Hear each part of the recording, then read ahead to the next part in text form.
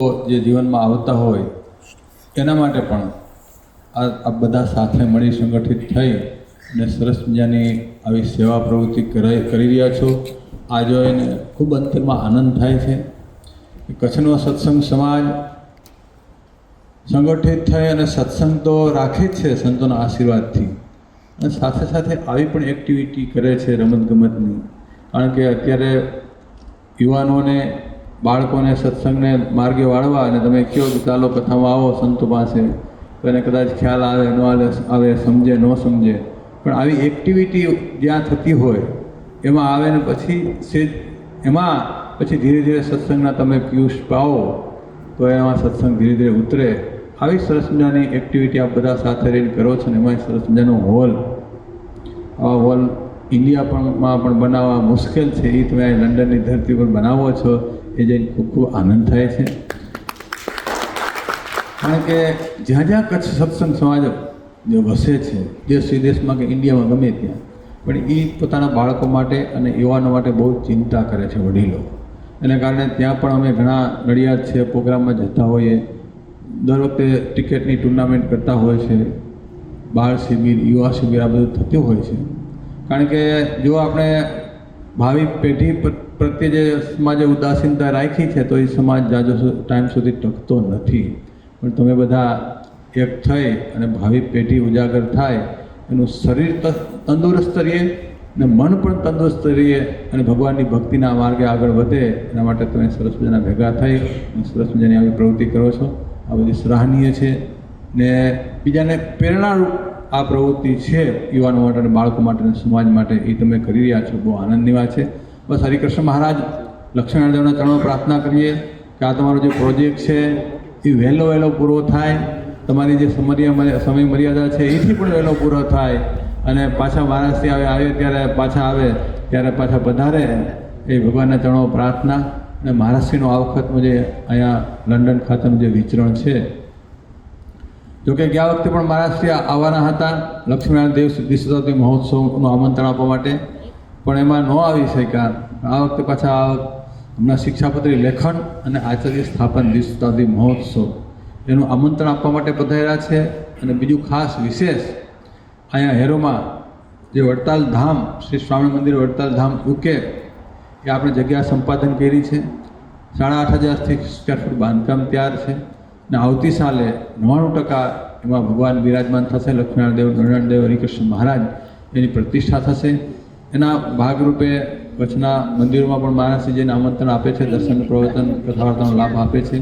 ખાસ જે ચરોતરના જે વડતાલ પ્રાંતના જે હરિભક્તો છે એને પ્રોત્સાહન મળે, એ સત્સંગના માર્ગે આગળ વધે અને બહાર જે જતા રહ્યા છે એને પાછા વાળવા માટે મહારાષ્ટ્રીના સંતો ખૂબ દાખલો કરી રહ્યા છે.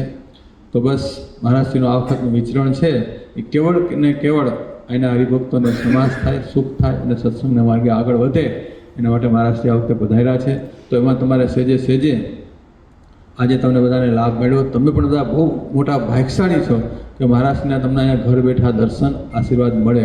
કારણ કે મહારાષ્ટ્રીનો શિડ્યુલ એટલું બધું ટાઈટ છે ને વડતાલ જ્યારે ગાદીએ બેઠા ત્યાર પછી વડતાલનો સુવર્ણ યુગ ચાલી ગયો છે. તમે બધા જાણો છો, દ્વિશતાબ્દી મહોત્સવમાં આવ્યા છો, એ આખી દિવ્યતા ભવ્યતા તમે બધી જોઈ છે, એટલે મારે વિશેષ એવું કહેવું નથી.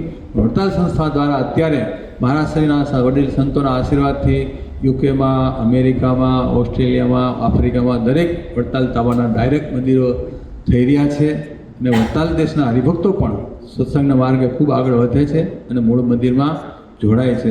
બસ મહારાષ્ટ્રનો હજી એક મેન આગ્રહ છે કે આપણા જે હરિભક્તો છે એ વડતાલ ગાદી હારે લક્ષ્મીનારાયણ દેવ હરિકૃષ્ણ મહારાજ હારે જોડાય અને સત્સંગમાં વિદેશ છે સુખ્યા થાય. બસ તમે આ જે પ્રવૃત્તિ કરો છો એમાં પણ ખૂબ મહારાષ્ટ્રી રાજી છે, સંતો પણ રાજી છે. આવી નવી પ્રવૃત્તિ કરવાનું ભગવાન તમને ખૂબ બળ આપે એ હરિકૃષ્ણ મહારાજ લક્ષ્મણદેવના ચરણો પ્રાર્થના. બધા ભક્તોને ભાવથી જય સ્વામિનારાયણ. જોરદાર તાળીઓના નાખતી પૂજ્ય સ્વામી દેવપ્રસાદ જાગૃત સ્વામીના આશીર્વાદ પણ લઈશું. પૂજ્ય સ્વામીએ ખૂબ રૂડા આશીર્વાદ સાથે અહીંયા આગળ વાત કરી છે. વડતાલ લક્ષ્મીનારાયણ દેવ દ્વિશતાબ્દી મહોત્સવ ગયા વર્ષે ઉજવાયો. આ વર્ષે શિક્ષાપત્રી અને આચાર્ય પદ સ્થાપન એના પણ દ્વિશતાબ્દી વર્ષ વડતાલ સંસ્થા ઉજવવા જઈ રહ્યું છે. અને એના ઉપલક્ષની અંદર પૂજ્ય મહારાષ્ટ્રીય વડીલ સદગુરુ સંતો એ દેશ અને વિદેશની અંદર જઈ અને આપણા જે ભક્તો છે, મૂળ સંપ્રદાયના જે ભક્તો છે, એ ભક્તોને આમંત્રણ પાઠવે છે. એ ન્યાયે આજે આપણને આમંત્રણ અને દર્શન આપવા માટે વડતાલ લક્ષ્મીનારાયણ દેવ પીઠાધિપતિ પરમ પૂજ્ય આચાર્ય મહારાજશ્રી અહીંયા પધાર્યા છે. પૂજ્ય મહારાજશ્રીના શ્રી ચરણોમાં એકવાર જોરદાર તાળી વગાડી અને આપણે વિનંતી કરીએ કે અહીંના ભક્તોને ઊંડા આશીર્વાદ પાઠવશે તો પરમ પૂજ્ય આચાર્ય મહારાજ શ્રી રાકેશ પ્રસાદજી મહારાજ શ્રી વડતાલ સંસ્થાન.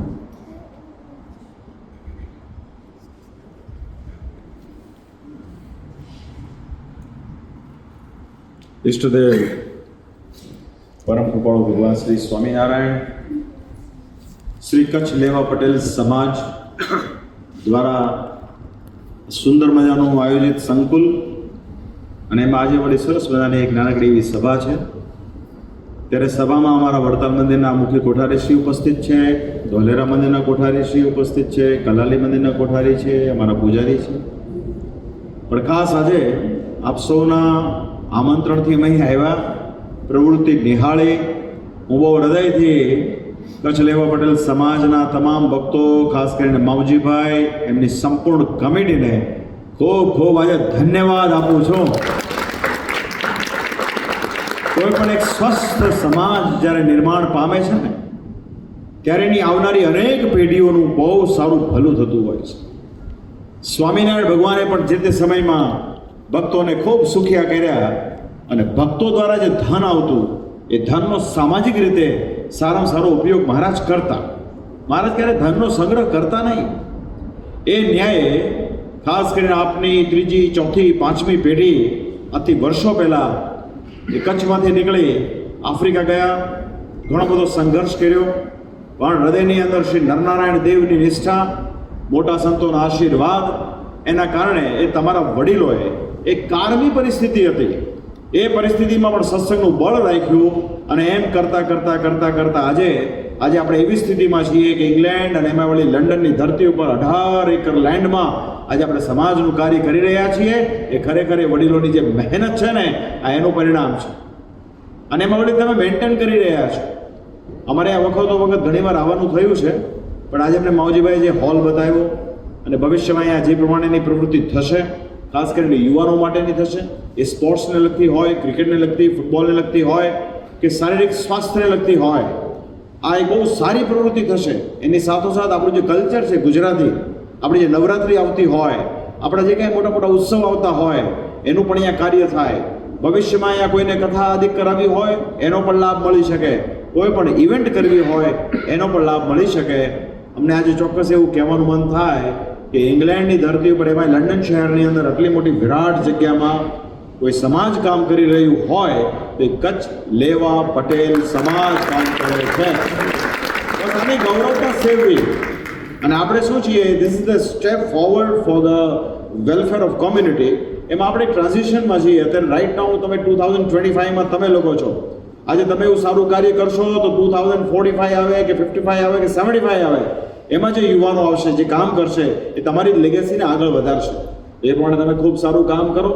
રહી વાત ફંડની, સારું કામ કરશો ને તો પરમાત્મા ક્યાંક ને ક્યાંકથી કોઈકને પ્રેરણા કરાવી તમને ફંડ પૂરું પાડી દેશે. એમાં અમને પૂરેપૂરી શ્રદ્ધા છે. શ્રીજી મહારાજ એવું કહેતા કે કોઈ આકાશમાં સમાય એટલું ધન ભેગું કરે, આકાશમાં સમાય એટલું, અને છતાં પુણ્યના અર્થે વાપરે નહીં તો એને આલોક કે પરલોકમાં યશ મળતો નથી. એટલે એના કારણે શ્રીજી મહારાજની કૃપાથી ઘણા ભક્તોજનો એવા હોય છે, આપણે એવા ઘણા અનુભવ થતા હોય છે. માટે તમે પૂરી શ્રદ્ધા રાખો. તમે 2027નું વિઝન નક્કી કર્યું છે કે 2027 સુધીમાં અમારે સંકુલ પૂરું કરવું છે. અમે હૃદયથી લક્ષ્મીનારાયણ દેવના ચરણોમાં પ્રાર્થના કરીએ છીએ કે તમારો સંકલ્પ વહેલી તકે પૂર્ણ થાય. અહીંયા અમે એન્ટર થયા ત્યારે વાત થઈ કે ભાઈ જરૂરતમંદ લોકોને માટે, ખાસ કરીને ઓલ્ડ એજના હોય, ડિસેબલ્ડ હોય, એના માટે વીકમાં એક વખત કે બે વખત એકાદશી હોય, બુધવારનો દિવસ હોય, આજે બુધવાર છે, તો જરૂરતમંદ લોકોને ટિફિન આપવાની જે વ્યવસ્થા છે એક ઉમદા કાર્ય છે. ભલે આ ટોકન હોય પણ એક બહુ ઉમદા કાર્ય છે. આવા કાર્યો વડે કરીને ભગવાન રાજી થતા હોય છે અને આપણી જે મહેનત હોય એ સાર્થક થતી હોય છે. તો ફરી એક વખત આપને માવજીભાઈને એમની ટીમને મારા ખૂબ ધન્યવાદ છે. અને ભગવાન આપણી પર કાયમ આવી કૃપા દર્શાવે અને આપણા દ્વારા સારા કાર્યો થાય. એક બે વસ્તુ ખાસ સમજી રાખવી, આ સમાજનું કામ છે ને માવજીભાઈ, એટલે બહુ હરસપર આમાં પ્રેમ અને સમજૂતીથી કામ લેવાની વાત છે. બધાને હારે લાગીને ચાલવું ને એ ઓલા અર્જુને જે મત્સ્યવેદ કર્યો હતો ને એના કરતાં કઠણ છે. એટલું યાદ રાખવું. એનું કારણ કે પોતાનું ગમતું મૂકવાની વાત છે, બધાને સાથે રાખીને ચાલવાની વાત છે. પણ એમાં જે સંયમી પુરુષ પોતાનું ગમતું મૂકીને લોકોને સાથે રાખીને લોકોને આગળ કરે છે એને ભગવાન સહાયતા કરે છે. જગતમાં ભલે એમ કહેવાતું હોય જે સહન કરે એને જગત નાદાન કહે, પણ સત્સંગની રીત એવી છે કે જે બધું જ કર્યા પછી કાંઈ આશા નથી રાખતો એની પર પરમાત્માની સૌથી વધારે કૃપા ઉતરે છે. માટે સંપીને કામ કરશો એવી મારી છેલ્લી ભલામણ. સ્વામિનારાયણ ભગવાન આપ સૌનું ખૂબ મંગળ કરે એવી પ્રાર્થના સાથે મારા ભાવથી જય સ્વામિનારાયણ.